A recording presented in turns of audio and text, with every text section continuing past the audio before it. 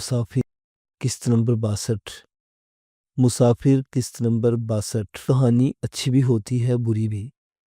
देखा गया कि अच्छी और बुरी कहानियाँ एक ही मुआशरे में जन्म लेती हैं। जिस तरह ज़िंदगी एक ही तरीके से जन्म लेती है। मोर झूमता है, मोरनी पुकारती है।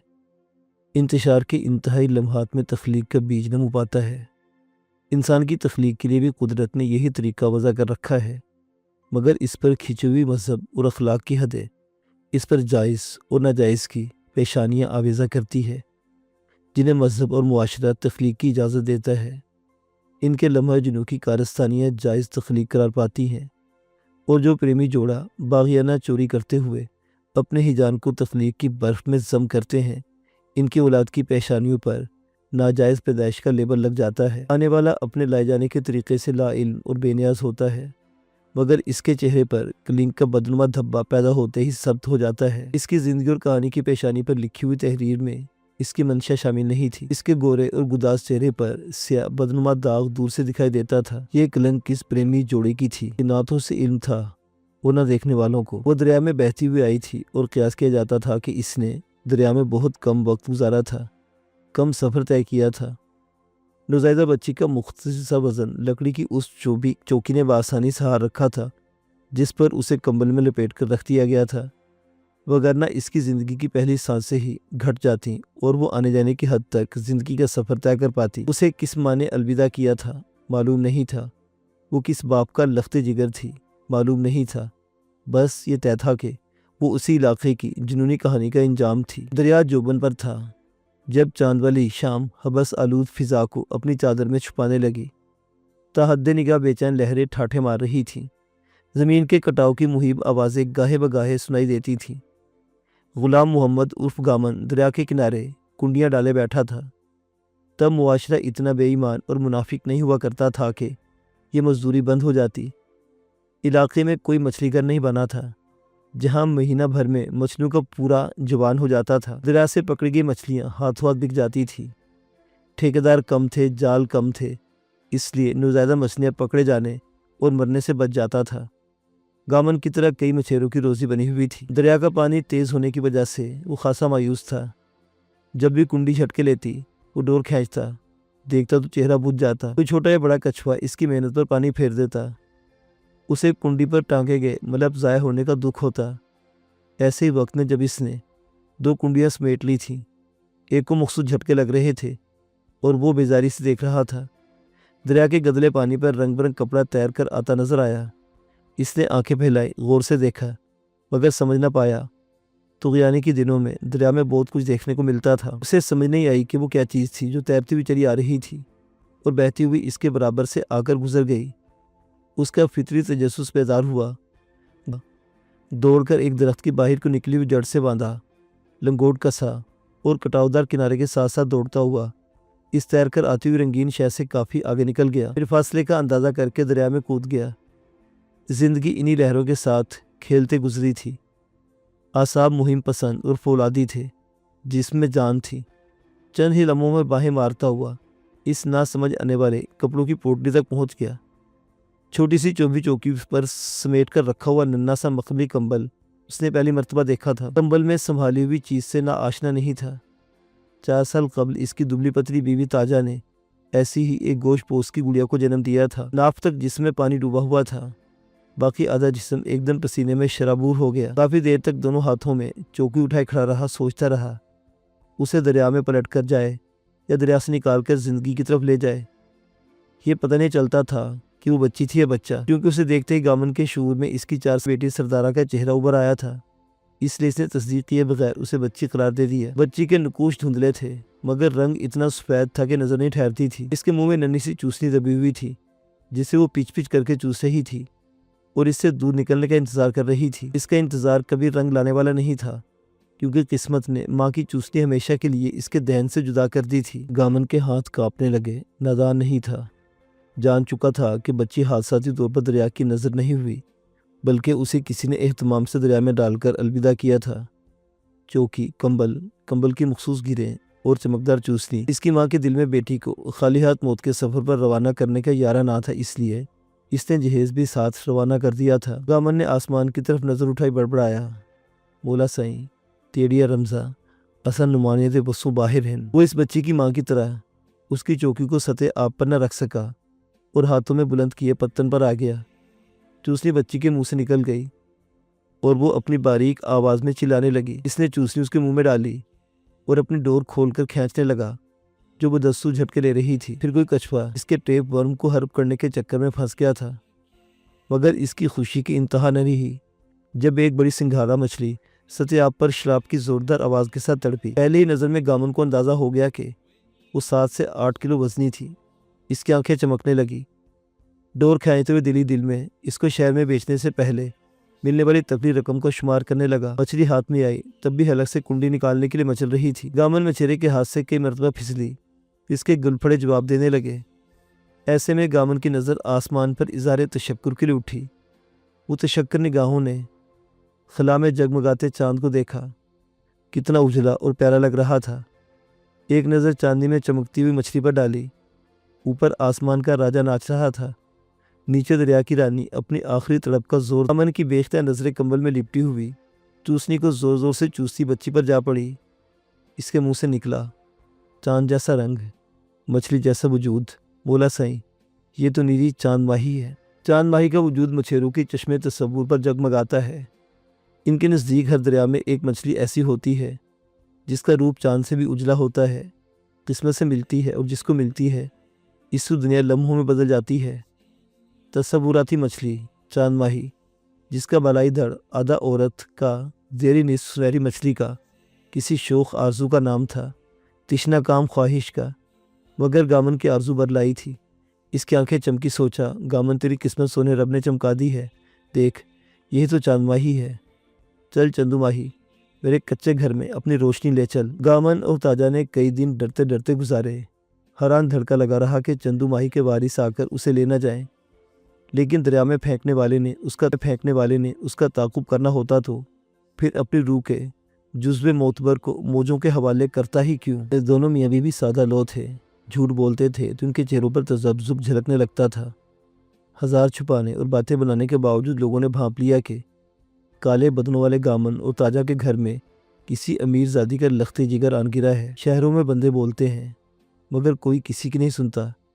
देहातों में फ़िज़ाएं बोलने लगती हैं और हर कान हमतन हो जाता है। बदनामी की बात रातों रात मीलों तक सफ़र तय कर जाती है। चंदू माही की खूबसूरती का किस्सा भी दिनों में आधे ज़िले में गूंजने लगा। दरिया पार भी हलचल मच गई। अभी वो 1.5 माह की थी कि दरिया पार के जागीरदार रब नवाज के खुसूसी कारिंदे इमाम बख्श उर्फ मामू ने गामन को पत्तन पर आन घेरा। घुमा फिरा कर चंदू माही के बारे में पूछने लगा। वो मेरी धी है, तू सा लोग उदा ना क्यों चेंदे ही वे। मामू ने आंखें दिखाई। बात न बनती देखी तो बराह रास्त और खुल्लम खुल्ला बात करने का फैसला किया। देख गामन, तू गरीब आदमी है, सारी उम्र ऐसे ही मछलियाँ पकड़ता और बेचता रहेगा, कभी आगा नंगा तो कभी पीछा। मेरी मान, मेरे भागवंत का बाबेली बन जा। मेरे मालिक को तू जानता है, शुमाल से जुनूब तक इसकी ज़मीनें फैली हुई हैं। मिट्टी को हाथ लगाता है, मिट्टी सोना बन जाती है। वो तुझे भी छू कर सोना बनाना चाहता है। गामन कुछ न समझा। हवन को कितना दीदे घुमाकर बोला, पर मामू भिरा डसा। ज़रा खोल कर डिसा, मेरे को कुछ पता लग सी। मामू खुलकर बताने लगा और अपनी बात मनवाने आया था बोलने लगा।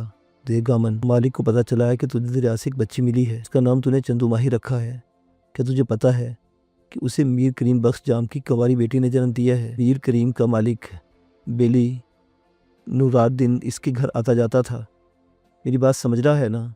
इसकी समझ में मामू की बात नहीं आई। बोला, मैं इस बारे में कुछ नहीं जानता। 6 माह के का दिमाग तो ठीक हो गया, मगर इसने बेपना संजीदगी और कमगोई का चूगा पहन लिया और फिर से मछलियाँ पकड़ने लगा। कुछ साल भर बाद चंदू माही का किस्सा परीना भी हवा में तहरील हो गया। इस दौरान दरिया पार दोनों जाने दुश्मनों की मुजफ्फरगढ़ की कचहरी में हादसाती तौर पर मुठभेड़ हो गई।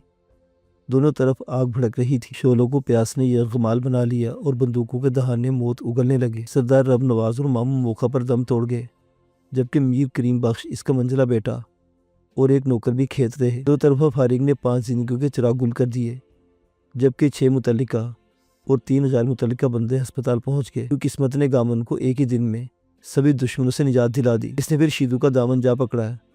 वही शीदिया, बोल, क्या मैं कबीर वाला से अपनी चंदू माही को ले आऊँ ना? यार, अब तो वो हाथों और घुटनों के बल चलती होगी। शीदू ने आंखें निकाली। पागल हो गया है तू? لوگ پوچھیں گے اسے تم نے اپنے ہاتھوں قبر میں اتار دیا تھا، پھر یہ کہاں سے نکل آئی؟ تو کیا جواب دے گا؟ وہ بولا میں کہہ دوں گا یہ وہ نہیں ہے، کوئی اور ہے۔ شیدہ تنزن ہنسا، واہ گامن واہ، تو وہ ایسے کہہ دے گا جیسے تم نے دھی نہیں کوئی بکری خرید کر قلعے پر باندھ لی ہو۔ نہ یار یہ ظلم نہ کر، وہ جہاں ہے اسے وہیں رہنے دے۔ اس نے بظاہر تو شیدے کی بات مان لی، مگر دل ہی دل میں مضطرب رہنے لگا۔ سردارہ اس کی بیٹی تھی، مگر وہ اس کے لیے کبھی اتنا بے چین نہیں ہوا تھا جتنا چندو ماہی کے لیے ہونے لگا۔ سال بھر بعد اسے پھر چندو ماہی کی محبت کا طوفانی دورہ پڑ گیا۔ تاجہ اور شیدے کے سمجھانے کے باوجود دل کے ہاتھوں مجبور ہو کر کبیر والا پہنچ گیا۔ واپس آیا تو چندو اس کے کندھے سے چپکی ہوئی تھی۔ اس کا خیال تھا کہ 1 سال کا عرصہ بہت ہوتا ہے، لوگ سال پرانی باتیں بھول جاتے ہیں، مگر جو ہی لوگوں نے چندا کو دیکھا ان کی آنکھیں کھلی کی کھلی رہ گئی۔ جس کے لیے انہوں نے ننھی سی قبر اپنے ہاتھوں کھودی تھی، آنکھوں کے سامنے دفن ہوتا دیکھا تھا، وہ اچانک زندہ ہو گئی تھی۔ فوراً تاڑ گئی کہ گامنی نے دھوکہ دیا تھا۔ کیوں؟ اس کا جواب کسی کے پاس نہیں تھا۔ کسی نے گامن اور تاجہ کو لان تان کیا، کسی نے دبے دبے لفظوں میں جھوٹ پر شرمسار کیا تو کسی نے پیٹھ پیچھے خوب باتیں بنائی۔ اس ساری لیدے کا نتیجہ نکلا کہ وسیب نے یہ کہہ کر چندو مائی کو پھر قبول کر لیا کہ گامن پاگل ہو گیا تھا اور اس نے پاگل پن میں کپڑوں کی خالی گٹھلی دفن کر دی۔ تاجہ نے لوگوں کو جھوٹ بول کر مطمئن کرنے کی کوشش کی کہ چندو مائی کو بخار ہو گیا تھا، گامن اسے لے کر شہر گیا تھا۔ واپس آئے تو اس کے ہاتھوں میں بھی گٹھلی تھی جو اس نے سب کو دکھائی تھی اور کہا تھا کہ یہ چندو ماہی کی میت ہے، اسے میں اور شیدہ غسل دے چکے ہیں، اب صرف دفنانہ کرنا باقی ہے۔ تاجہ نے یہ کہہ کر اپنا دامن چھڑا لیا کہ گامن نے اسے بھی چندو ماہی کا آخری دیدار نہیں کرایا تھا۔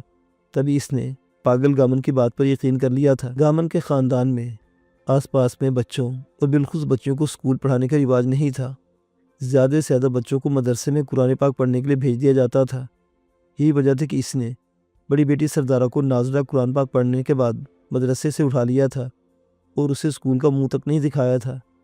چندو ماہی کو بھی وہ پڑھانے کا ارادہ نہیں رکھتا تھا، مگر جب وہ 5 برس کی ہوئی ایک رات 12-1 بجے کے درمیان اس کی جھونپڑی میں بڑے گھر کا ایک چاند طلوع ہو گیا۔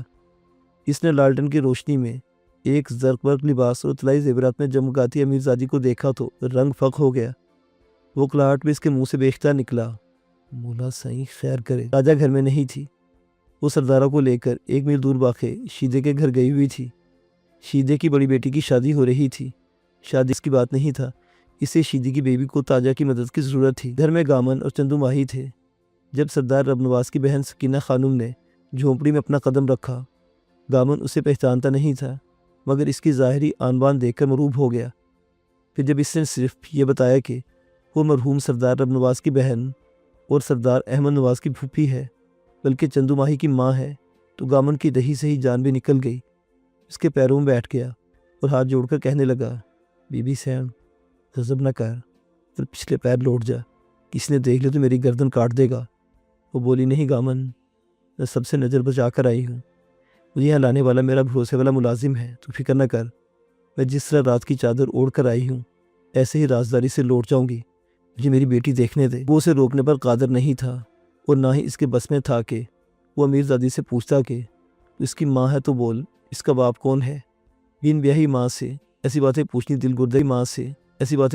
گردے کا کام ہوتا ہے، اور وہ اتنا منہ پھٹ نہیں تھا۔ سر جھکا بیٹھا رہا۔ سکینہ خانم نے گھٹنے سے چھاتی لگا کر سوئی چندو ماہی کے میلے چیک بستر سے کھینچ لیا اور چھاتی سے لگا کر پوری قوت سے بھینچ لیا۔ چندو جاگ گئی، بلکنے لگی۔ سکینہ خانم کو اس کے رونے چیخنے کی پرواہ نہیں تھی، کیونکہ وہ بھی زاروں کی طرح رو رہی تھی، دیوانہ ور اپنی بیٹی کا ماتھا اور منہ چوم کر اپنا سوختہ کلیجہ ٹھنڈا کر رہی تھی۔ کافی دیر گزر گئی۔ گامن نے کھانس کر اسے ہجانی کیفے سے نکالا تو وہ سنبھل گئی اور چندو کو گود میں لے کر اس کے بالوں میں انگلیاں پھیرتے ہوئے کہنے لگی، گامن تو مہینے میں کتنا کما لیتا ہے؟ بی بی سین، مجھے اللہ پاک 2 ویلے کی روٹی دے دیتا ہے، یہی بہت ہے۔ وہ بولی، تو نے میری دھیرانی کو دریا سے نکال کر نئی زندگی دی ہے، میں نے اسی آس پر اس نصیب و جلی کا گلا نہیں دبایا تھا اور اسے چوکی پر لٹا کر دریا کے حوالے کر دیا تھا کہ کوئی اللہ کا بندہ اسے نکال کر بیٹی بنا گی۔ اللہ نے میری سن لی اور اس بد نصیب کو نئی زندگی مل گئی۔ تو نے مجھ گناہگار پر بہت بڑا احسان کیا ہے گامن، میں تیرا دین نہیں دے سکتی۔ وہ شرمسار ہو گیا، اس نے کسی پر احسان نہیں کیا تھا، اس نے تو اپنے اندر کے جیتے جاگتے انسان کو مطمئن کرنے کی کوشش کی تھی۔ نفی میں سر ہلاتے اور تاسو سے بولا، تجھے یہاں نہیں آنا چاہیے تھا۔ کس نے تجھے یہاں آتا جاتا دیکھ لیا تو یہ بات راز نہیں رہے گی۔ میری چندو ماہی ماری جائے گی۔ پہلے میں نے اسے بڑی مشکل سے بچایا ہے۔ سکینہ نے اپنی بڑی سی چادر کے پلو سے آنسو پوچھے، ڈبڈبائی آنکھوں سے گامن کو دیکھا اور ملتجانہ انداز میں بولی، گامن تجھے مجھ پر بہت بڑا احسان کیا ہے۔ اجر دینے والی ذات سونے رب کی ہے، وہ دیکھ رہا ہے اور تجھے اجر دے گا، بہت بڑا اجر۔ پر تو مجھ پر ایک احسان اور کر، اس کرمو ماری کو اسکول میں داخل کرا دے۔ اس کی پڑھائی پر جتنا بھی خرچ آئے گا میں چوری چھپے تجھے پہنچاتی رہوں گی۔ گامن نے چند لمحے سوچا، پھر انکار کر دیا کیونکہ یہ کام اس کی ساز سے بھاری تھا۔ وہ تڑپ کر بولی، دیکھ گامن، تو میرا بھائی ہے مگر میرے سرگے بھائیوں جیسا نہیں ہے، وہ بہت ظالم ہے۔ انہیں اگر پتہ چل گیا کہ اپنی جھولی پھیلا کر تمہارے پاس آئی ہوں تو مجھے زمین میں زندہ گاڑ دیں گے۔ انہیں چندو ماہی اور میرے تعلق کا پتہ چل گیا تو وہ نہ اسے زندہ چھوڑیں گے اور نہ تجھے۔ وہ ڈر کر بولا، تو پھر تجھے یہاں نہیں آنا چاہیے تھا بی بی سیاں، تو نے مجھ پر یہ ظلم کیوں کیا؟ کیا یہی احسان کا بدلہ دینے آئی ہو؟ نہیں، خدا کے لیے ایسے نہ کہو، میں دل کے ہاتھوں مجبور ہو کر آئی ہوں۔ تو نہیں جانتا کہ مجھے اپنی رانی کی ایک جھلک دیکھنے کے لیے کتنے پاپڑ بیلنا پڑے ہیں۔ اس کی آنکھوں کے جھرنے پھوٹ پڑے۔ پر ان باتوں کو چھوڑ، میں جس کام کی لائی ہوں اس کے بارے میں سوچ۔ میری بیٹی میری نظروں کے سامنے رہے نہ رہے مگر زندہ رہے، میں یہی چاہتی ہوں۔ آئندہ شاید اسے ملنے اور دیکھنے کی مہلت مجھے نہ مل سکے، مگر مجھے یقین تو ہو کہ یہ سکھی ہے۔ سکھی تبھی ہوگی اگر کوئی نوکری کرے گی، کسی اسکول میں استانی یا ہسپتال میں نرس لگ جائے گی، اپنا پیٹ پالتی رہے گی۔ اگر ایسا نہ ہوا تو میں تمام عمر اس کے لیے تڑپتی رہوں گی اور دل میں دکھتی رہوں گی کہ میں محلوں میں عیش کرتی ہوں جبکہ میری بیٹی غربت کی چکی میں پستی ہے۔ خدا کے واسطے گامن، میری بات مان لے، میری چادر کا مان رکھ لے۔ اس نے اپنی چادر پھیلا کر کشکول کر دی۔ گامن نے بھانپ لیا کہ سکینہ خانم کیوں اس کی دہلیز پر آئی تھی۔ نیم مائل ہو گیا۔ چندو کو اسکول میں ڈالنے سے ڈرتا تھا۔ تاجہ سب سے پہلے مزاحم ہوتی اور کہتی کہ چندو کو اسکول میں داخل کروانے چلے ہو تو سردارہ کی طرف بھی ایک نظر دیکھ لو، وہ بھی تمہاری بیٹی ہے۔ بیک وقت دونوں کی پڑھائی کا خرچہ وہ نہیں اٹھا سکتا تھا۔ اسی تذبذب کا شکار تھا مگر سکینہ خانم کی مامتا اس سے بات منوانے کے لیے آئی تھی۔ اس اپنی پھیلی ہوئی چادر سمیٹی، باریک دوپٹہ گردن سے نکال کر گامن کے پیروں میں رکھ دیا اور دونوں ہاتھ جوڑ دیے۔ یہ وار خطا جانے والا نہیں تھا۔ وہ سن رہ گیا، دوپٹہ اٹھایا، چوم کر آنکھوں سے لگایا اور چندو ماہی پر ڈال دیا، بولا، بی بی سین، یہ خرچ پٹھے والا معاملہ رہنے دو۔ میں اگر اسے پال سکتا ہوں تو 2 کتابیں خرید کر بھی دے سکتا ہوں۔ اب تو چلی جا اور اپنے ہونٹوں کو سی لے، تیرے منہ سے سسکی بھی نکلی تو میری چندو کی گردن اڑا دی جائے گی۔ سکینہ خانم نے اپنی سی کوشش کی کہ وہ کچھ رقم رکھ لے مگر گامن کی غیرت نے یہ گوارا نہ کیا۔ خواہش کے باوجود ڈر کے مارے اسے باہر تک چھوڑنے نہ آیا کیونکہ اس میں اتنی ہمت نہیں تھی کہ وہ خانم کے نوکر کا سامنا کرتا۔ وہ چلی گئی تو اس نے بے اختیار چندو ماہی کو اٹھا کر چوم لیا اور گلوگی لہجے میں نیم خوابیدہ چندو سے دل کی باتیں کرنے لگا۔ اس کی باتیں ابھی ختم ہوئی تھیں کہ اس کی چھاتی پر اوندے منہ لیٹی ہوئی چندو ننے فراٹے لینے لگی۔ اس نے چل جھلی نہ ہوئے تاں کہہ کر اسے اپنے پہلو میں لٹا لیا۔ ماموں ذرانہ انداز میں سر جوڑ کر بولا، گامن، یہ سچ ہے کہ بچی میر کریم بخش کا ہی گندا خون ہے۔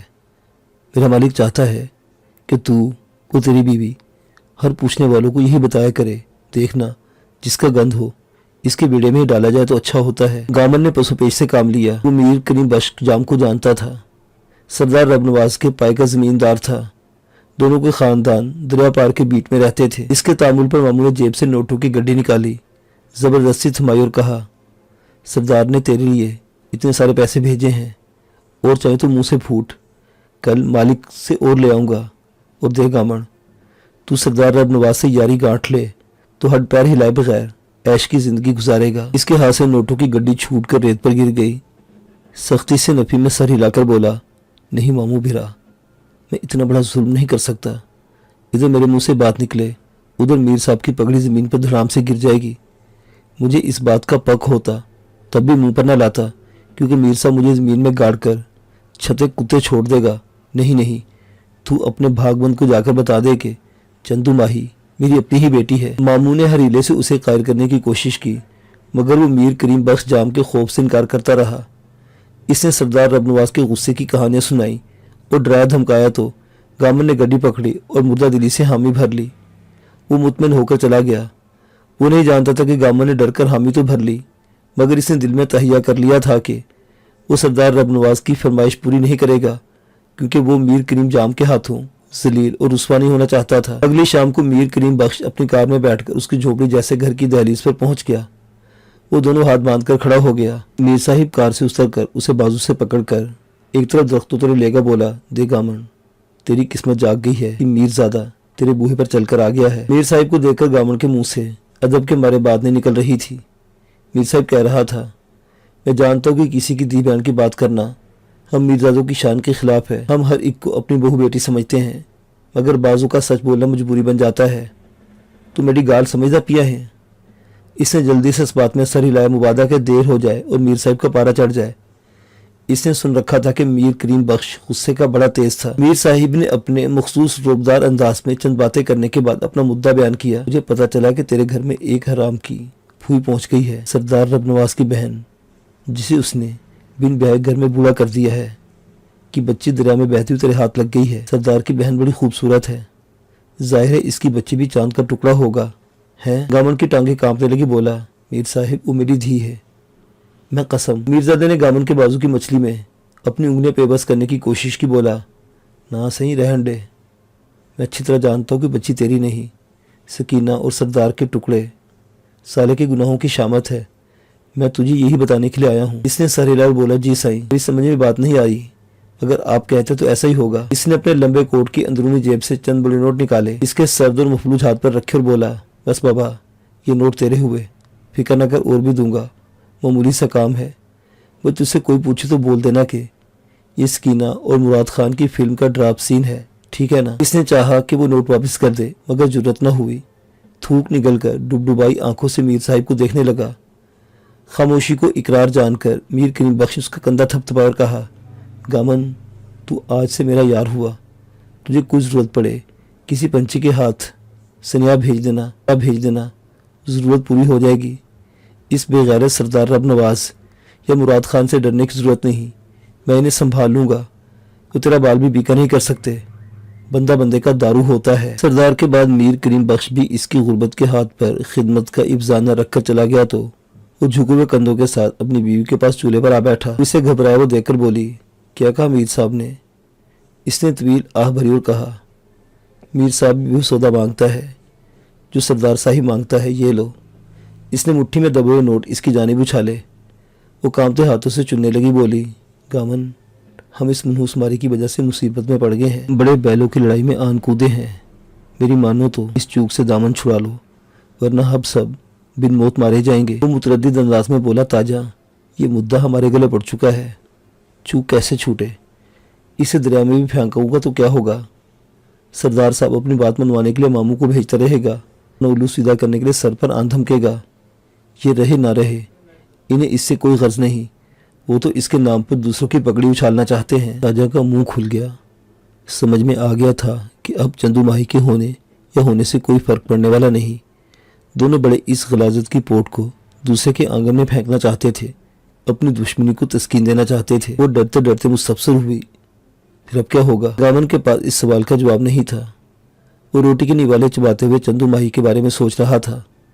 جانتا تھا کہ اس کے منہ سے نکلا ہوا ایک لفظ نہ صرف کسی ایک خاندان پر قیامت بن کر ٹوٹے گا، بلکہ اس کے خاندان کی تباہی کا نوحہ بھی سنائے گا۔ دونوں بڑے خاندان تھے، مارا ماری کرنا خوب جانتے تھے، کئی سالوں سے دونوں خاندان ایک دوسرے کے خون کے پیاسے چلے آ رہے تھے۔ 5 خون پی کر بھی دشمنی کی اس دیو کی پیاس نہیں بجھی تھی۔ ایسے میں اگر وہ کسی ایک کے ماتھے پر کلنک کا داغ سے جاتا، دوسرے کے گھر میں جشن بپا ہو جاتا اور سیاہ ماتھے والا رات ہونے سے قبل اپنے غیظناک بیل کی طرح ڈکارتا ہوا چڑھ دوڑتا، چٹکی بجانے کسی دیر میں اس کے چھوٹے سے خاندان کو خون میں نہلا دیتا۔ سردار رب نواز اور میر کریم بخش کے خاندان جدی پشتی جاگیردار تھے۔ ان کی عورتیں گوری چٹی اور ہاتھ لگانے سے میلا ہونے والا حسن رکھتی تھی۔ چندو ماہی کا رنگ بھی کچی لسی کی طرح سفید تھا، جبکہ نقوش بچپنے کی دھن میں لپٹے ہوئے تھے۔ گامن نے سردار رب نواز کی بن بیاہی بہن سکینہ کو نہ میر کریم بخش جام کی بیٹی رضیہ کو دیکھ رکھا تھا، مگر اسی یقین کی حد تک اندازہ تھا کہ دونوں ایک دوسری سے بڑھ کر خوبصورت ہوں گی۔ اس کے لبوں پر کوئی بھی نام آتا، دیکھنے والوں نے چندی ماہو کے پوپلے چہرے پر उसी के नूरकुश सजा कर देख लेना थे। इसने अपने एक मछेरे यार को अपना हमराज बनाया, इस पर अपनी परेशानी अया करते हुए मशवरा मांगा। वो गामन की तरह गरीब था, अपनी औकात देखकर चलता था। इसने फिलपोर उसे मशवरा दिया, यार गामन, मेरी मान तो इसे दरहा दे, ना रहेगा बांस और ना बजेगी बांसुरी। वो तशवीश से बोला, नहीं यार रशीदिया, पहली बात तो ये है कि मुझे बहुत प्यारी लगती है। मुझे यूँ महसूस होता है जैसे सरदारा के बाद मौला साई ने उसे मेरी बेटी बनाकर भेजा है। दूसरी बात यह है कि अगर मैं चंदू माही को दरिया में फेंक दूं या किसी भी तरीके से ओझल भी कर दूं, तब इस मामले पर मिट्टी नहीं पड़ेगी। दोनों पार्टियों को इससे कुछ लेना देना नहीं। वो तो इसका ताल्लुक अपने दुश्मन से जोड़कर उसको बदनाम करना चाहते हैं। अपने यार को परेशान देखकर शीदा सोच में पड़ गया। काफ़ी देर आह भरकर बोला, तो फिर अल्लाह का नाम लेकर बीट से निकल जा। अगर तू चंदू माही से इतना ही प्यार करने लगा है तो उसे उतनी दूर ले जाके बदनामी की छाप और इन फिरौनों की ताकत इसका पीछा न कर सके। वो बौखला गया, बोला, मगर कहाँ? मैंने तो आज तक शुजा बहादुर कबीर वाला के सिवा कोई शहर भी नहीं देखा, और मेरे पास इतने पैसे ही नहीं। ताज़ा मजदूरी करता हूँ और शाम को खाता हूँ और शाम को खा पी कर हाथ झाड़ लेता हूँ। शीदा मुसर हुआ, मेरा तो यही मशवरा है। रही बात पैसों की, 10,000 तो ये सरदार ने भेजे थे, 2,000 मीर करीम बख्श ने दिए, 12,000 को थोड़ी रकम नहीं होती ना। मुल्तान चला जा, हर पैर सलामत है, 2 वक्त की रोटी तो कमा ही लेगा ना। इसने नफ़ी में सर हिलाया, नहीं शीदिया, मैं कहीं नहीं जाऊंगा। तू कोई और तरकीब सोच, ऐसी के दोनों शीशनाग मर जाएं और लाठी भी बच जाए। शीदे ने कहा, अगर तू यहाँ ही रहना चाहता है तो फिर इसे अपनी बहन के पास छोड़ा। जब लोगों को पता चल जाएगा कि उमर खप गई है तो उसे भूल जाएंगे। गामन की बहन का ब्याह कबीर वाला में हुआ था। गामन ने शीदे की बात मानते हुए दिल पर हाथ रखा और चंदू माही को अपनी बहन के पास छोड़ आया। इसका एक फ़ायदा यह भी हुआ कि चंदू को माँ का दूध नसीब हो गया, क्योंकि गामन की बहन के यहाँ 2 माह पहले एक बेटा पैदा हुआ था। उसका नाम फातिमा था। फातिमा उसकी सूरत पर रीझ गई, झट से गोद में डाला, छाती में छुपा लिया। बेफिक्री से बोली, चल भाई, तेरा काम तो हो गया, पर देखना तू ज़्यादा देर सब्र नहीं कर सकेगा, इसे लेने के लिए दौड़ा आएगा। चंदू को कबीर वाला छोड़कर वापस आ गया। शीदे ने उससे एक और बात भी राजदाराना अंदाज में समझाई थी।